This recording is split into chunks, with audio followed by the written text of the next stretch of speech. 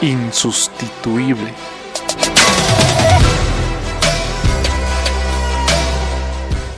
¿Quién es Estefano y por qué deberían escucharte? Qué buena pregunta.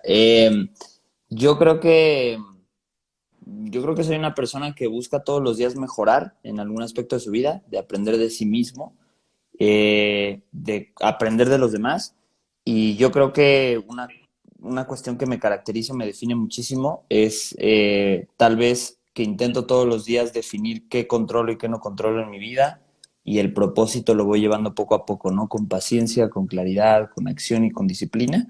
Entonces, pues yo creo que no es un deber escucharme, pero me daría mucho gusto que la gente tuviese la iniciativa o las ganas de quererme escuchar, y pues al escucharme va a encontrar pues muchas reflexiones, va a encontrar muchas herramientas y sobre todo muchos pensamientos de los cuales vienen pues alimentados o infundados de lo que yo vivo día a día, y yo creo que a veces la sobrereflexión me lleva a hacer contenido que le facilite a los demás esos procesos, ¿no?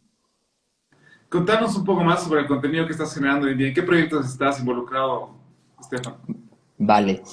Pues mira, Sergio, yo hoy en día tengo un podcast, ya estamos al filo de cumplir 2 años con el podcast, la verdad ha sido un viaje maravilloso ese podcast.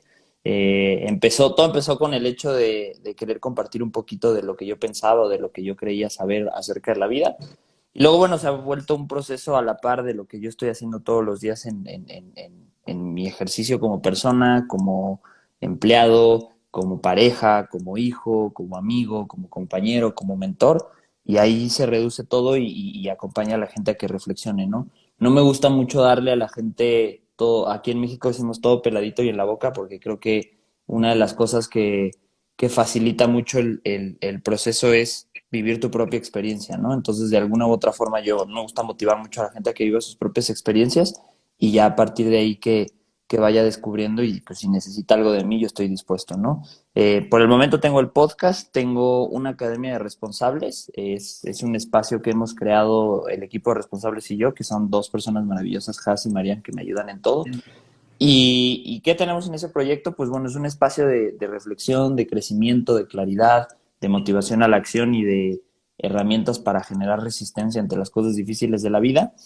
Y ahí trabajamos talleres, tienen mentorías mensuales conmigo, en sus proyectos, en sus vidas.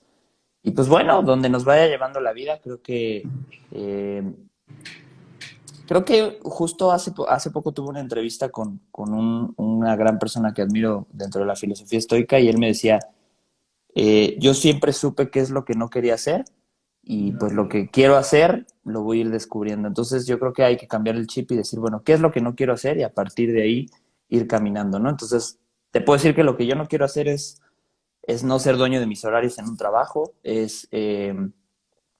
no tengo problema con tener un jefe o un líder, pero sí que no sea un jefe y un líder y que esté en esa posición me genera mucho conflicto. Y sobre todo, pues conectar los puntos, ¿no? Creo que esta cuestión de Steve Jobs que decía conecta los puntos y encontrarás un propósito, lo intento hacer todos los días, ¿no? Entonces eso encuentran, básicamente. Me gusta mucho lo que has dicho, que nos enfoquemos en qué es lo que realmente no nos gusta, qué es lo que no queremos hacer, y eso nos va a dar mucha más claridad. Y ahí le han puesto, he visto muchos corazoncitos cuando dabas ese consejo, que creo que es muy importante. Pero ¿cómo te has dado cuenta tú, Estefano, que eran necesarios esos espacios de reflexión? Tal vez ahí nos puedes contar un poco igual cómo ha nacido el proyecto que tienes ahora, cómo han nacido Responsables hace 2 años. ¿Por qué te dabas cuenta que era necesario, no solamente para las personas que te iban a escuchar, sino para ti mismo, encontrar un tiempo y un momento de reflexión en base a los pensamientos que tenías en ese momento? Uf, mira, yo creo Responsables nace de mis errores, de mis problemas. Creo que yo hace 2 años era una persona bastante irresponsable, sin propósito, con bastantes conductas machistas, con creencias antiguas. Y pues finalmente eso es lo que nos va, o la sociedad es lo que nos va construyendo de nosotros, ¿no? Si no somos conscientes. Entonces, de alguna u otra forma, cuando actúas de esa manera poco virtuosa en la vida, tienes que enfrentar el peso de tus consecuencias, y una vez que enfrentas el peso de tus consecuencias tienes de dos: o quedarte ahí e irte más a la profundidad y a la oscuridad hasta que, bueno, eventualmente destruyas tu vida o destruyas la vida de los demás, porque destrucción hay, o te hagas responsable, ¿no? Te hagas responsable de que te des cuenta que lo que hiciste Pues no es que no estuviera bien, simplemente no era el camino virtuoso, no era el camino de una vida plena, de una vida satisfactoria. Y primero te perdones a ti mismo y perdones también a los que te hicieron daño y luego de ahí proponerte trabajar y trabajar y trabajar en ti, en ti, en ti, en ti, para después poderte entregar al mundo y a la gente, ¿no? Qué importante lo que dices, porque muchas veces no nos damos cuenta de eso y eso nos lleva a consecuencias que no estaban planificadas o que en ningún momento nosotros habíamos pensado en tenerlas. Pero ¿qué pasó? ¿Qué te hizo dar el clic a ti? ¿En qué momento tú te diste cuenta que estabas yendo por ese camino que no te estaba llevando a los objetivos que te estabas planteando y no se despertaste, te diste cuenta que no era el camino correcto y que querías hacer ese tipo de cosas, reflexionar y aportar a otras personas? ¿Qué fue lo que pasó? Pues mira, en concreto lo que, ahorita lo reflexiono, en concreto lo que pasó fue que yo estaba viviendo una vida en la cual trabajaba pues por trabajar, o sea, no tenía como la intención de hacer algo positivo en el mundo. Yo trabajo, que ya estoy casi terminando ese trabajo, trabajo coordinando un área de psicología en un DIF, que es un DIF para los que no son de México, es el sector del gobierno que se encarga de las personas vulnerables, de la familia, de los adultos mayores, de los niños. Pues yo me encargaba de coordinar esa área y pues evidentemente bastante infeliz. Eh, mi semana se reducía en estar desvelándome y tomando y en fiestas de martes a sábado, pues a veces hasta los mismos domingos, ¿no? Ese era un punto. El otro punto era que eh, vivía al día, pero no vivía al día. O sea que simplemente vivía por vivir, no disfrutaba mi presente, sí estaba en el presente, pero no disfrutaba mi presente. Y dos, pues lo que más me hizo pensar en todo esto fue que defraudé a mis papás en la situación en cómo me estaba comportando financieramente, cómo me estaba comportando como profesional, ellos me lo dijeron, y luego a mi novia, ¿no? La defraudé siéndole infiel, la defraudé siéndole agresivo. Entonces llegó un momento en que todo ese peso, esas consecuencias, pues me hundieron, ¿no? Y llegó un día en el que me acuerdo que me senté en mi habitación, así como la canción, y me puse a llorar. Y fue cuando dije, oye, no estás haciendo nada de tu vida. ¿A dónde vas a llegar? ¿Qué quieres hacer? Y entonces empezaron a surgir todas esas preguntas y de verdad la pasé muy mal ese día. O sea, la pasé terriblemente mal y probablemente un par de meses la pasé terriblemente mal. Decidí regresar a terapia, había dejado de ir a terapia y me encontré con un psicoanalista que le dimos muy duro. Tuvimos casi por un año 3 sesiones a la semana, o sea, era riguroso y eran profundas. Y ahí me fui descubriendo poco a poco lo que quería la vida, ¿no? Yo creo que siempre todos sabemos lo que queremos de nuestra vida. Lo que pasa es que no tenemos el suficiente valor y la suficiente estrategia para hacerlo, ¿sabes? Entonces yo sabía perfectamente qué esta persona quería hacer, solamente que no me atreví a hacerlo, ¿no? Y ahora poco a poco me estoy atreviendo, no digo, llevo 2 años. O sea, para los que nos estén escuchando y quieran hacer esto de su vida, háganlo, pero no sean impacientes. No va a suceder en un año, no va a suceder en 6 meses, va a suceder en años. Y a veces vemos a la gente que está allá arriba y decimos, ¡ah! Me encantaría vivir esa vida, me encantaría ser parte de ese círculo. Y dices, y hasta te da como envidia, ¿no? Porque dices, ¿cómo lo logró tan fácil y todo? Pero en realidad hay muchos, muchos, muchos años de trabajo. Tú lo único que estás viendo es el resultado de esos años de esfuerzo, de sacrificio, de responsabilidad, de claridad, de acción, ¿no? Entonces, pues sí, básicamente eso fue lo que me llevó a estar acá. Tienes toda la razón, muchas veces esperamos que los resultados salgan de la noche a la mañana Ya. cuando muchos éxitos se construyen en 10 años y parece que hubiera sido de la noche a la mañana. La clave está en que seamos constantes para alcanzar lo que nos estamos poniendo. Que me parece importante igual preguntarte por qué los podcasts. ¿Y por qué te hago esta pregunta? Porque tal vez en México es mucho más socializado los podcasts, ya hay muchos podcasts que los escuchamos, incluso Bolivia, pero creo que Bolivia recién el 2019, el 2020 ha explotado estos los podcasts. ¿Por qué has decidido tú en ese contenido, tal vez igual para explicarnos un poco? Sé que hay personas que no conocen el podcast, yo que vivo acá en Bolivia, sé que les quiero explicar qué es eso del podcast y me miran con una cara de ¿por qué? Qué raro, ¿por qué estás hablando sobre eso? Si nos puedes explicar un poco por qué has decidido generar ese tipo de contenido y por qué también, y va ligado con eso, por qué enfocado a poder ayudar a otras personas también. Ya, vale. Mira, siempre que la gente me pregunta de los podcasts y me doy cuenta que no tienen información previa, para achicarles la curva de aprendizaje es como un programa de radio que lo puedes escuchar las veces que quieras, a la hora que quieras. Es como una canción, pero no es una canción. Entonces, ¿Por qué el podcast, Sergio? Pues la verdad, mira, te voy a decir, intenté hacer contenido, yo siempre quise hacer contenido. Mira, esta onda que mucha gente dice que hago contenido, empecé a hacer contenido para ayudar a los demás, no la creo a veces, o sea, creo que a veces los que hacemos contenido es una cuestión de ego, es una cuestión porque queremos que nos aplaudan lo que somos o lo que queremos ser o lo que decimos que somos pero no somos. Entonces, yo empecé a hacer ese tipo de contenido, empecé haciendo videos, de repente escribí en algún blog, escribía algún pensamiento, alguna frase, pero pues finalmente no me sentía cómodo, ¿no? Y de repente yo ya tenía mucho tiempo escuchando podcasts, sobre todo en inglés, sobre todo porque aquí en México, pues como estamos pegados aquí arriba de los americanos, pues nos llega muy rápida la información, ¿no? Entonces yo escuchaba un par de podcasts en inglés, de repente me topé con uno en español que siempre lo agradezco, que se llama Dementes, de Diego Barrazas, y Diego hoy se ha vuelto mi mentor, mi amigo, mi confidente en estos temas. Entonces me acerqué a preguntarle a él y él me fue haciendo como una introducción. Entonces yo encontré el mundo del podcast y dije, a ver, es un espacio en donde puedo compartir mis ideas, donde no me tiene que estar viendo a la gente en su momento porque no es una cámara, porque a la fecha me cuesta todavía mucho las cámaras. Y solamente es mi voz. Y lo grabo a destiempo y luego lo subo y no me preocupo por el feedback, por los comentarios negativos porque ya lo grabé, ya está hecho. Entonces pues fue como el plan perfecto, ¿no? Lo lancé el podcast y bueno, aquí estamos después 2 años. El podcast ha logrado ser en el top 20 de los más escuchados en salud mental en Apple Podcast y en Spotify, y la verdad que yo no me lo esperaba. Ha sido una maravilla y siempre lo voy a estar agradecido. Creo que mi propósito siempre ha sido ayudar a los demás, pero no se dan cuenta esa gente cómo me ayuda a mí. Creo que si esa gente no me escuchara a mí, yo probablemente seguiría perdido, probablemente hubiese tirado la toalla, o pues me hubiese hartado, ¿no? Entonces, como creador de contenido en este asunto, tienes que estar totalmente agradecido y con mucha gratitud con la gente que te escucha, porque sin ellos no, pues no estarías aquí, ¿no? Entonces, pues así empecé el podcast. ¿Cuál era la otra?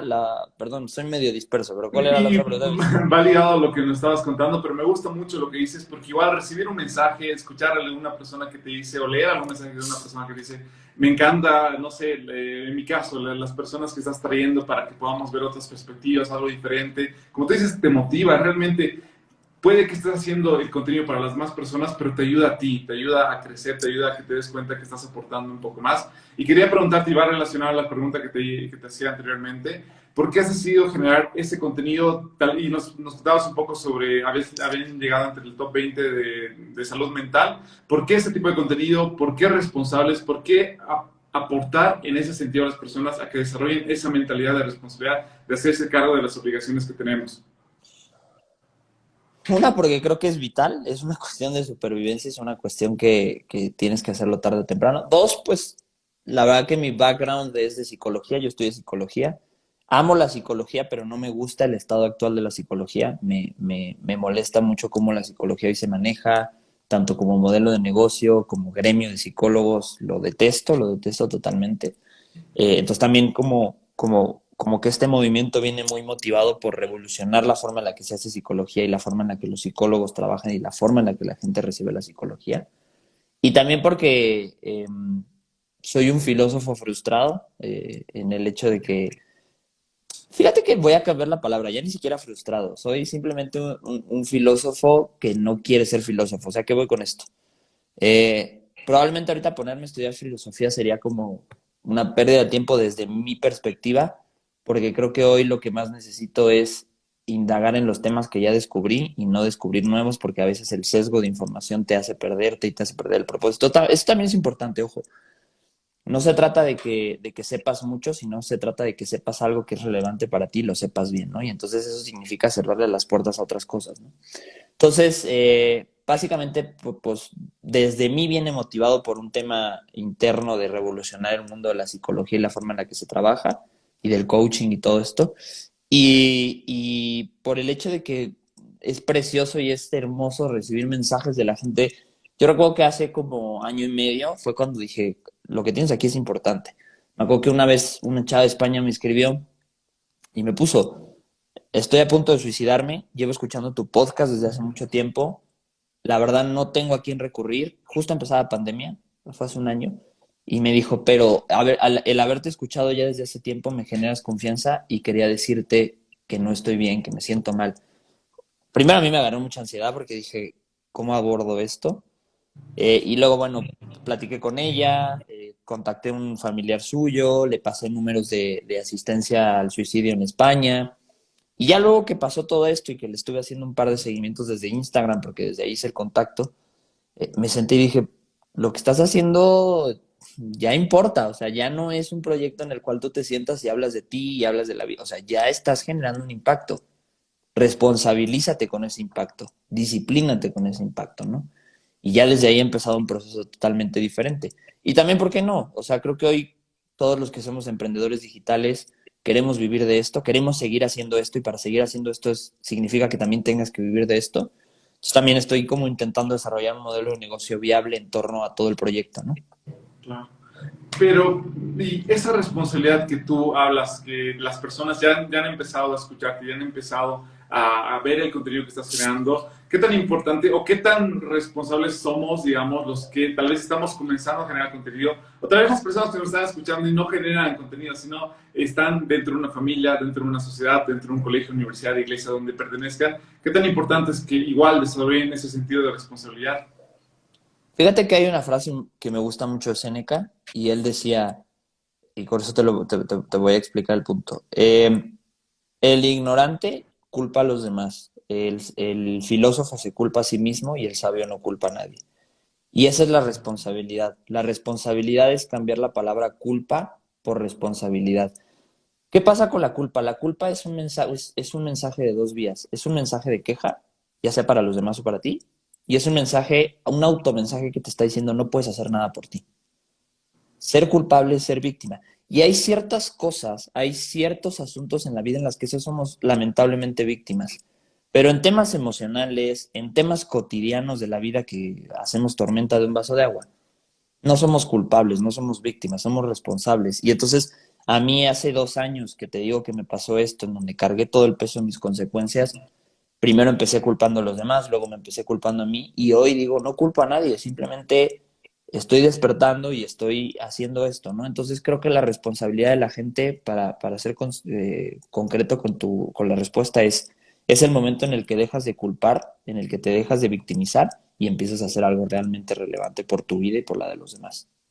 Claro, y dejas de señalar a las demás personas para darte cuenta qué es lo que tú tienes que hacer para poder aportar. Y para tener ese proceso, ¿qué tan importante para ti ha sido desarrollar también la humildad? ¿Qué tan importante y tal vez cómo defines tú el concepto de humildad que debemos desarrollar las demás personas para darnos cuenta de que en algún momento nosotros somos los que estamos fallando? Fíjate que la humildad yo creo que es el hecho de entender que tienes que domar al ego, que tienes que bajarle 2 rayitas al ego. Eh, Está bien sentirse con ego a veces, está bien apuntar alto, está bien sentirse a veces pues el influencer o el negociante o el empresario o el emprendedor. Está bien, está bien. Lo que pasa es que a veces cuando te quedas mucho en ese papel, dejas escapar oportunidades de crecimiento muy buenas. Yo me he dado cuenta que cuando actúas con humildad y con gratitud en la vida, es cuando más creces porque es cuando más dispuesto estás a observar las oportunidades de crecer en tu vida, ¿no? Cuando ya dejas de ser humilde, ya te dices a ti mismo, no necesito nada, ya lo logré, ahora nada más necesito aplausos, tal vez enriquecerme más, tal vez ser mejor. Pero cuando empiezas a ver las cosas con humildad y con gratitud, que es difícil, que yo te voy a decir que yo lo diga no significa que lo haga diario, yo estoy en una pelea interna por hacerlo, eh, ves más oportunidades de crecer y empiezas a disfrutar más el proceso. Entonces, creo que la humildad debería de estar constantemente en nosotros y como todo, y esto lo he aprendido de los estoicos, recuérdate todos los días de trabajar con humildad. Si necesitas pegarte una frase cuando te despiertes o una alarma en tu celular que te diga actúa con humildad, o hasta hacerte un tatuaje o ponerte algo que diario te haga recordar, después de tanto tiempo de estarlo recordando, va a aparecer automáticamente el sentido de humildad en ti, ¿no? Entonces, a veces la gente dice, quiero ser más humilde. Ok, perfecto, ya tienes las ganas. Ahora acciona. ¿Y cómo vas a accionar? Entrenando. La gente va al gimnasio para desarrollar músculos. Los recordatorios son las máquinas para desarrollar un músculo cerebral de humildad, de responsabilidad, de control. Entonces hay que estar constantemente ahí.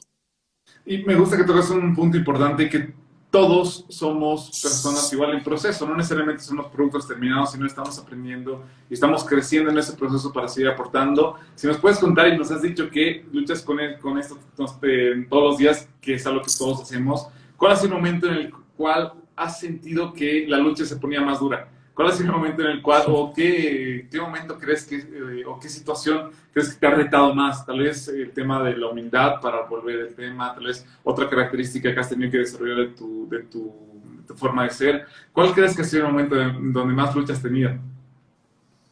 Yo creo que el momento en donde más lucho con mi humildad y con mi ego es al momento de, digo, tal vez es muy específico, pero al momento de cobrar mi trabajo, ¿sabes? Eh, Ahí es cuando uno tiene que empezar a entender y a regular estas cosas. Yo digo que nada en la vida es bueno, nada en la vida es malo, simplemente hay cosas que te mejoran en algún momento y cosas que no. Sí, es ahí cuando tienes que empezar a hacer esto. Como punto, tal vez ese. Yo creo que un ejercicio que tal vez a mí me ayuda mucho a actuar con humildad, si lo podríamos llamar así, es todos los días definir qué controlo y qué no controlo de mi día, ¿sabes? Últimamente he estado mucho en esa onda, entonces yo siempre en las mañanas intento al menos, yo llevo un diario personal ya desde hace un tiempo y es lo que me hace mantener la cordura, la humildad, la gratitud, el orden, la productividad, es una súper herramienta. Y, y todas las mañanas, desde hace un tiempo, ya hago una tablita en donde pongo qué controlo y qué no controlo de mi día, ¿no? ¿Qué controlo? O dentro de qué requisitos está lo que sí controlo, lo que pienso y lo que hago. Nada más. De ahí en fuera, todo lo demás es incontrolable de mi parte y dejo de poner la atención y dejo que sucedan las cosas y no tengo reacciones emocionales o intento no tener reacciones emocionales, ¿no? Entonces, al ver eso, actúo más humilde, ¿sabes? Actúo más humilde porque si alguien me ofende, si alguien llega tarde, si alguien me hace daño, ya no lo abordo con una emoción adversa, porque ya sé que no lo controlo y el hecho de que yo lo aborde con una emoción adversa no va a cambiar las cosas. Entonces, mejor abordarlo con humildad, con gratitud, con paz, con tranquilidad, porque finalmente así no me termina afectando. Claro, tienes toda la razón. Y ves con otra perspectiva los problemas también que tienes en ese momento al conducir el automóvil, al estar frente a otras personas, al tener un problema fuerte. Ves con una perspectiva mucho más amplia para poder afrontar ese problema que tienes en ese momento. Y creo que algo importante se me viene a la cabeza y una pregunta que sé que para muchos jóvenes es muy difícil en este momento que están en la universidad, porque muchas personas que escuchan el podcast Insustituibles son personas que están a punto de acabar la universidad. ¿Cómo haces para controlar tu tiempo? Nos decías que antes de poder hacer este proyecto de responsables, eras una persona que tal vez estaba simplemente haciendo varias cosas a la vez, que incluso estaba de fiesta de sábado a lunes, pero ¿qué haces ahora para poder controlar el tiempo que tú tienes? Me gusta mucho y si puedes abordar igual un poco cómo manejas la agenda, el diario que tienes para poder contarnos igual un poco de las herramientas que utilizas para manejar tu tiempo. Ya, claro, con gusto. Mira, como tal, controlar es difícil porque el tiempo es algo que está fuera de mis manos, sino lo uso, lo uso mejor, lo uso inteligentemente, lo uso consciente, ¿no? Eh, Creo que lo primero que, tal vez hablando ya de manera concreta, no tan filosóficamente, de manera concreta lo que yo tengo es que aquí en el celular tengo los recordatorios. Entonces tengo una lista donde voy anotando todo lo que tengo que hacer. Todo, todo, todo, todo, todo. Literalmente, desde cosas de podcast, desde cosas del trabajo, cosas de proyectos, hasta cosas personales, ¿no? Y luego, todos los días en la mañana, a la par de escribir mi diario personal, que ahorita abordamos ese tema, veo mi lista y voy acomodando en horarios y en tiempos y en el calendario para que saber cuándo lo tengo que hacer y todo. Eso es fundamental para saber ocupar el tiempo de la mejor manera. Eh, Después también entiendo que finalmente el esfuerzo depende de mí, el resultado no. Entonces he aprendido o he intentado comprender últimamente que por más que me esfuerce, a veces el resultado no es lo que quiero y eso no tendría por qué afectarme, ¿no? Entonces creo que a veces la gente se desvela de más o a veces la gente trabaja más horas y eso no cambia el resultado. A veces el resultado está fuera de tus manos y lo único que tienes que hacer es esforzarte, pero sin lastimarte y sin hacerte daño, ¿no? Entonces, también eso es bien importante. Tenemos que quitar mucho esa creencia o esta idea de trabajar 22 horas y dormir poco, porque tu cuerpo es lo más importante. El cuerpo es el vehículo y es el principio y el fin de las cosas, ¿no? Entonces, si no te alimentas bien, si no duermes bien, si no haces ejercicio, si no conoces tu cuerpo, si no conoces cómo funciona tu cerebro de manera básica, no esperes salir adelante. O sea, primero tienes que conocer el vehículo que manejas y luego tienes que manejarlo virtuosamente, ¿no? Pongo siempre el ejemplo de, a mí me gusta mucho la Fórmula 1 y es como si tú hoy te volvieras un piloto de la Fórmula 1 y dices, ya llevo años viendo la Fórmula 1, ya sé cómo manejar un carro. Claro que no. Primero tienes que ponerte a trabajar con los ingenieros, con los mecánicos y tienes que conocer el carro. Y luego todo eso se reduce a 1 hora de carrera. Entonces, a veces la gente cree que lo importante está en la carrera. Claro que no, la carrera nada más es el fin de una suma tremenda que tienes que hacer toda la semana para aprenderte la pista, el clima, la estrategia, y ahora sí todo se reduce a 1 hora. Entonces, a veces, ¿a qué voy con esta analogía? A veces el esfuerzo de tu trabajo nada más puede ser 1 hora y haces un excelente trabajo, pero con que hayas hecho 1 hora, sirve. Y a veces estamos 12 horas trabajando y nada más trabajamos efectivamente una. Entonces, entender eso es muy importante. Tienes toda la razón, porque a veces no sé, toda nuestra energía se va en el trabajo y a veces igual en el resultado. ¿Y cómo tú, la pregunta decía, cómo haces tú para que la conversación interna que tenemos no te rebase ante el resultado, ante un resultado que tal vez tú no esperabas? ¿Cómo haces para controlar esa conversación interna y que el resultado deje de importar tanto? Te digo lo mismo, es la dicotomía del control que lo llaman los estoicos, es entender que por más que me esfuerce, el resultado, muchos factores del resultado no están en mis manos, ¿sabes? Entonces, cambio esa conversación interna por decir, esto es lo que tienes ahora, esto es lo que puedes hacer ahorita y esto no condiciona que lo vayas a lograr. Entonces, hay un concepto estoico que aparte de la dicotomía del control me gusta mucho, que es el memento mori, y es el recuerdo a tu muerte.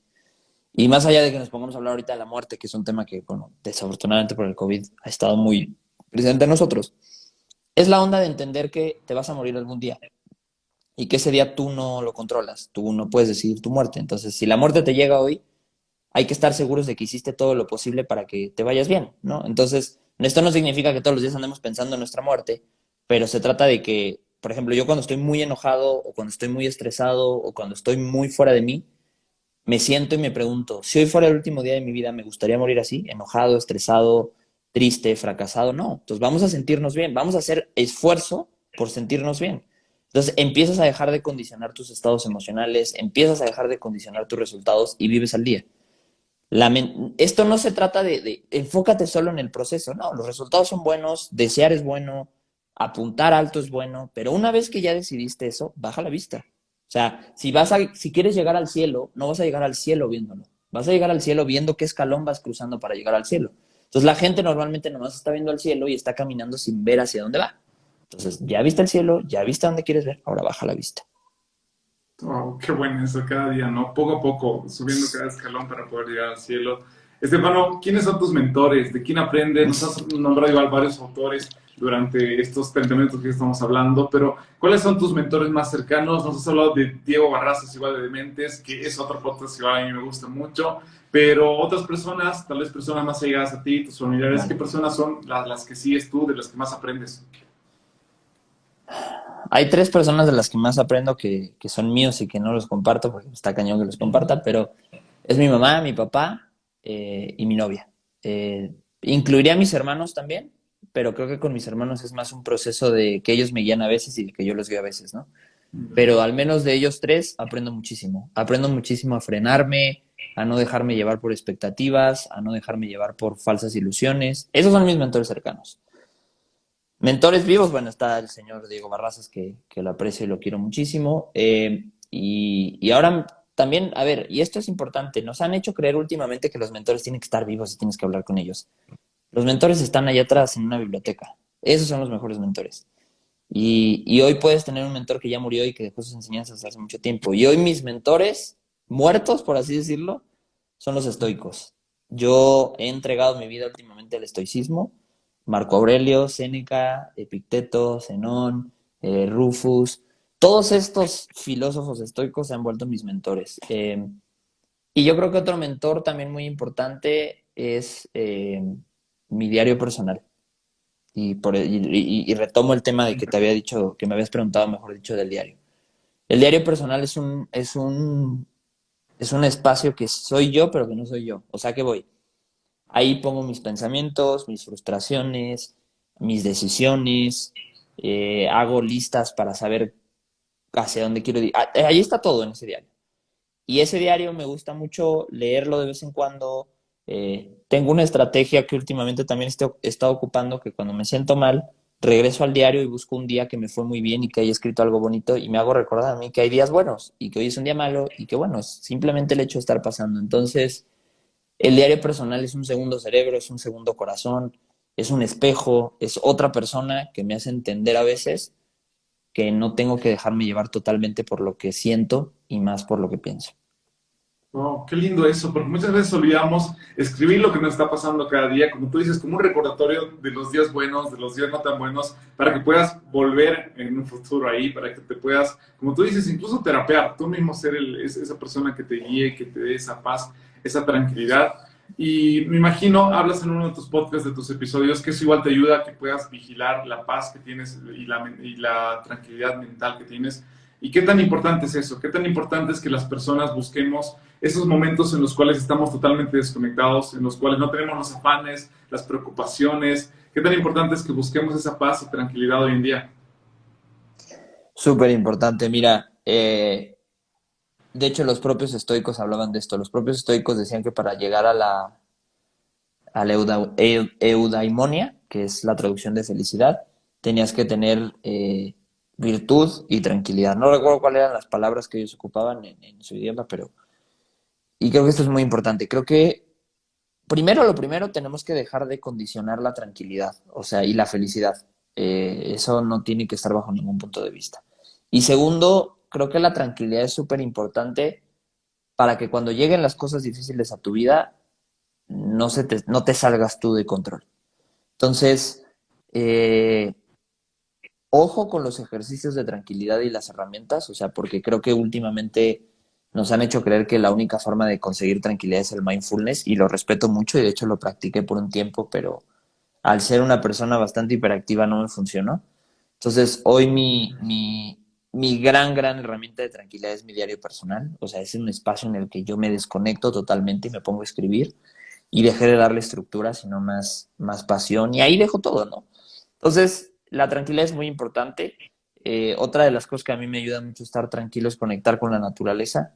Eh, ¿Qué es esto de conectar la naturaleza? Es simplemente observar la naturaleza. Si de repente tú sales a un jardín o vas al bosque o vas a una laguna o vas a la playa, cualquier cosa natural, quieres conectar con ella, observa, analiza, ve cómo funciona, escucha, ve los detalles y así estás conectando con la naturaleza, ¿no? Y hablando de los mentores, creo que ese es un gran mentor. Creo que la naturaleza es uno de los mejores mentores que tenemos allá afuera. ¿Por qué? Porque, digo, esto también es muy estoico, es la mejor forma de entender cómo funciona la vida. O sea, la naturaleza es la regla más importante de la vida. Es vives, mueres, creces, te reproduces, es natural, todo es un proceso, todo cambia. Entonces, también uno de los grandes mentores es la naturaleza, creo. Y muchas veces ahorita se me viene a la cabeza igual eso, esperamos a salir de la ciudad, a salir a un lugar, no sé, espacioso, donde hay muchos árboles y todo eso. Sin embargo, yendo, creo que al parque, yendo a un lugar cercano donde puedas ver árboles, igual puedes conectarte con la naturaleza. Eso me di cuenta sacando a pasear a mi perrito estos últimos días, que ya podía porque le vacunaron. Y creo que es súper importante eso, disfrutar lo que estás haciendo, desconectarte totalmente del internet, de tu celular, de la música, solamente disfrutar la naturaleza para estar en esa paz y conectar realmente, como tú dices, con esa gran lección que nos da la naturaleza. Estefano, ¿qué le hubieras aconsejado al Estefano que estaba comenzando en la universidad? 18 años, no sé, si no me equivoco, en México es igual, 17, 18 años están a punto de comenzar la universidad. ¿Qué le hubieras aconsejado tú? ¿Qué consejo le podrías dar a ese joven que, como muchas de las personas que nos escuchan el podcast de Insustituible, no sabe lo que va a venir, no sabe lo que le viene en la universidad, no sabe los retos que va a enfrentar después de la universidad? ¿Qué consejo le podrías dar? Probablemente sea una respuesta muy corta, perdón, pero no le diría ninguno, porque si yo no hubiese hecho lo que hice de adolescente, no sería lo que soy hoy, ¿sabes? Entonces, eh, que le hubiese podido evitar algún sufrimiento o algo, no me hubiese gustado porque no hubiese aprendido la lección, ¿no? Entonces, hace tiempo me metí a estudiar un poco la filosofía existencial y hay un ejercicio muy bonito de la filosofía existencial, que digo, es una de las pocas cosas que rescato porque es muy difícil, muy complicada, pero básicamente este ejercicio te decía que tenías que pensar que ya estabas muerto, ¿no? Y que entonces en tu lecho de muerte o lo que tú quieras, eh, llegaba un ente, un fantasma, lo que tú quieras, ¿no? Y te decía, tienes dos opciones. Puedes cambiar algo de tu vida, pero vas a perder todos tus recuerdos y todas tus lecciones. Vas a empezar desde cero. O te quedas así y revives en el último punto que te quedaste, ¿no? Y si tú elegías cambiar algo de tu vida, la respuesta del ejercicio era no estás viviendo provechosamente, no estás viviendo feliz, porque querer cambiar algo de tu pasado es querer cambiar lo que eres hoy, ¿no? Entonces, para mí fue muy importante esa lección, ¿no? Porque yo era una de las personas que siempre quería cambiar su pasado, que siempre quería que es que él hubiese, ojalá, y si no hubiese pasado esto. Pero hoy me doy cuenta que, bueno, que gracias, y esto tal vez es un ejercicio de gratitud, gracias a todo eso, gracias al desenfrenado de 18 años, al desinteresado de 18 años, al egocentrista de los 18 años, pues hoy no hubiese pensado como pienso hoy. Wow, qué buena respuesta me has dado, porque realmente es ser grato con todo lo que te ha pasado y todas las enseñanzas que has tenido y también sacarle provecho a esos errores o esas circunstancias o momentos difíciles que hemos vivido. Todos, no necesariamente es que algunas personas, no sé, privilegiadas, otras no, algunas personas que tal vez ven un problema más pequeño que otras personas, todos hemos vivido momentos difíciles que nos han dejado alguna lección para poder aplicarle que nos pueden ayudar hoy en día. ¿Cómo defines tú el éxito, Estefano? Joder, está difícil, ¿eh? Nunca, o sea, creo que en algún momento lo he pensado, pero yo creo que el éxito, tal vez de manera muy práctica, es, no sé, estar haciendo lo que hago hoy formalmente. Tal vez esa sería mi definición de éxito a corto plazo. A largo plazo, yo creo que vivir en control propio, que vivir en paz propia, ¿sabes? O sea, yo creo que ese sería el control, digo, el éxito, perdón, y tal vez le agregaría en el momento en el que me deje de preocupar por la opinión del mundo y de los demás, ¿no? Creo que ese para mí es un gran éxito, ¿no? Porque desafortunadamente hoy vivimos bastante hipercríticos, tanto uno es crítico como los demás son críticos con uno mismo, y eso mata muchos sueños, eso mata muchas motivaciones. Entonces, pues yo creo que sí, yo creo que para mí ese sería el éxito, tal vez. ¿Y cuáles son tus próximos objetivos? ¿Qué estás planificando para aquí a 6 meses, un año, 2 años? Yo creo que sobrevivir primero, pero digo, creo que una de las cosas que a mí me ha enseñado el COVID es, yo creo que hasta hace año y medio, creíamos que teníamos control de nuestro cuerpo y de muchas cosas, de nuestra parte social, de salir a la calle, de cosas bien sencillas. Y el COVID nos dijo, espérate, no es cierto. Lo único que controlas es tu mente, es tus emociones. Muy estoico el COVID, gracias COVID. Pero, pero sí, creo que primero es eso, ¿no? Entender que hay muchas cosas que dábamos por sentadas que controlábamos y no es cierto, es totalmente mentira. Eh, y yo creo que lo primero es, te digo, vivir de esto, vivir de ayudar a los demás, del podcast, vivir de acompañar a la gente en sus procesos, de la forma en la que yo quiero, porque lo puedo hacer ya, porque soy psicólogo y porque podría montar un consultorio y dar terapia y se acabó. Pero como te decía al principio, creo profundamente que la psicología no es que esté mal, es que está funcionando ya viciada, ya ciclada, ya está bastante destruida en metodología. Ese sería el objetivo tal vez a 6 meses, un año. En 5 años probablemente no sé qué te podría decir. Yo creo que no voy a ser ambicioso. Yo creo que estar vivo, o sea, estar aquí, estar siguiendo haciendo lo que hago, ¿no? Y tal vez algo sí certero te diría que tenga bien claro y bien automático que cuando me enfrente a un problema me enfoque en lo que sí puedo controlar, que es mi mente y mis emociones, ¿no? Eso, tener la dicotomía del control clara, ¿no? Y ya lo demás, bueno, dejar que se vaya construyendo a partir de la naturaleza y de lo que yo vaya interviniendo, ¿no?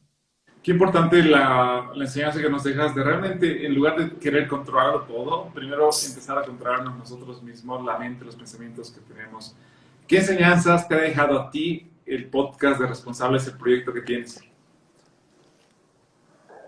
Que, que la constancia es la clave, que la constancia es el factor más importante del esfuerzo, O sea, después de 2 años y 95 episodios, te puedo decir que muchos de esos 95 episodios los grabé sin ganas, los grabé enojado, los grabé estresado, pero los grababa, ¿no? Y poco a poco se ha vuelto un proceso ya más privado, un proceso más formal. Entonces la constancia es la clave para llevar un proyecto.